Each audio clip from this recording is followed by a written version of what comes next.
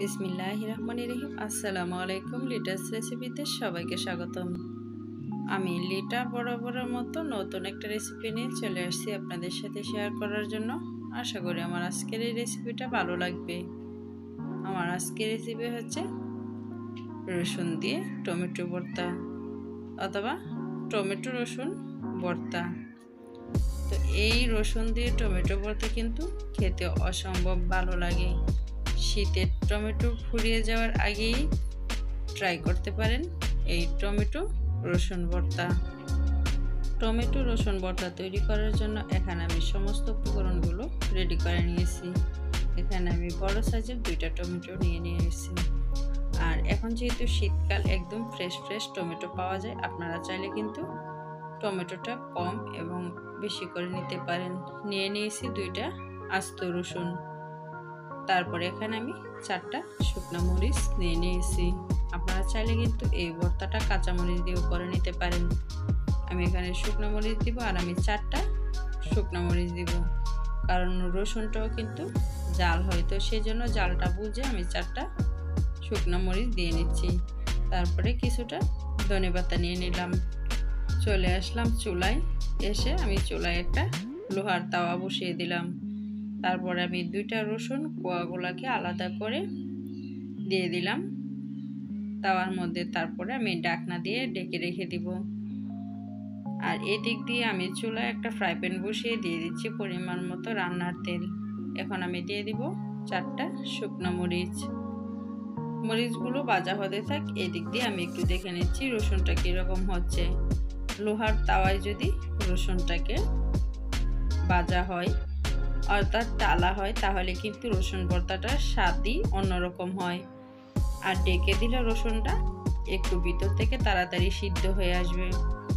তো আমি এখানে শুকনো মরিচের সাথে অ্যাড করে দিলাম কেটে রাখা পেঁয়াজগুলো। পেঁয়াজটাকে কিন্তু আমি খুব বেশি ভাজবো না, জাস্ট পেঁয়াজের গায়ে যে একটা কাঁচা গন্ধ থাকে সেটা চলে গেলে আমি পেঁয়াজটাকে নামিয়ে নিব। তো শুকনো মরিচটা আমার ভেজে নেওয়া হয়ে গেছে। এখন আমি পেঁয়াজটাকে একটু ভেজে নিচ্ছি। পেঁয়াজটা আমার ভাজা হয়ে গেছে। এর চেয়ে যদি বেশি ভাজা হয় তাহলে কিন্তু পেঁয়াজটা বেরেস্তা হয়ে যাবে।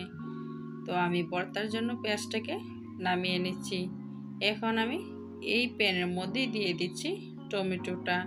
তো আমি যেহেতু 2টা টমেটো নিয়ে নিয়েছি, আর টমেটো 2টাই কিন্তু অনেক বড় বড় ছিল, সেজন্য আমি মাঝখান দিয়ে 2 ভাগ করে দিয়ে নিয়েছি। এখন আমি ফ্রাই প্যানে দিয়ে একটা ঢাকনা দিয়ে ঢেকে দিব। আর এদিক দিয়ে আমি রসুনটাকে একটু নেড়ে চেড়ে চুলার আঁচটা বন্ধ করে দিব। তো রসুনটা কিন্তু সিদ্ধ হয়ে এসেছে। এখন আমি চুলার আঁচটা বন্ধ করে ঠান্ডা করে নিব। তো দেখতেই পাচ্ছেন আমার টমেটোটাও কিন্তু সুন্দর একটু ভাজা হয়ে আসছে। আমার টমেটো 2টা বড় বিধে আমি কেটে দিয়েছি। আপনাদের যদি ছোট টমেটো হয় আপনারা কিন্তু আস্তই দিয়ে এইভাবে ভেজে নিতে পারেন।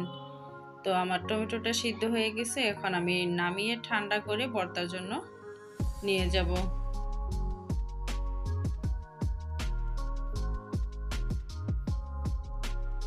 চলে আসলাম ভর্তা রেডি করার জন্য। তো ভর্তাটা বানানোর জন্য আমি একটা প্লেট নিয়ে নিলাম। প্লেটের মধ্যে দিয়ে দিচ্ছি ভেজে রাখা 4টা শুকনো মরিচ, দিয়ে দিব স্বাদ মতো লবণ। তারপরে আমি দিয়ে দিব ভেজে রাখা পেঁয়াজগুলো।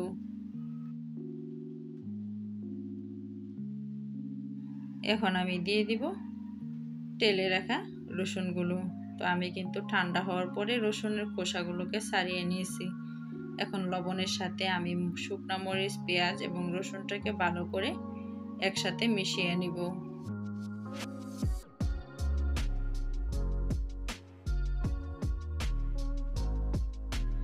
তো মেশানো হয়ে গেছে আমার রসুন, পেঁয়াজ এবং শুকনো মরিচ, লবণটাকে। এখন আমি ভেজে রাখা টমেটোগুলো নিয়ে নিচ্ছি। তো টমেটোর চামড়াটা কিন্তু আমি এখন ফেলে দিব। তারপরে সমস্ত উপকরণগুলো একসাথে ভালো করে মিশিয়ে নিব।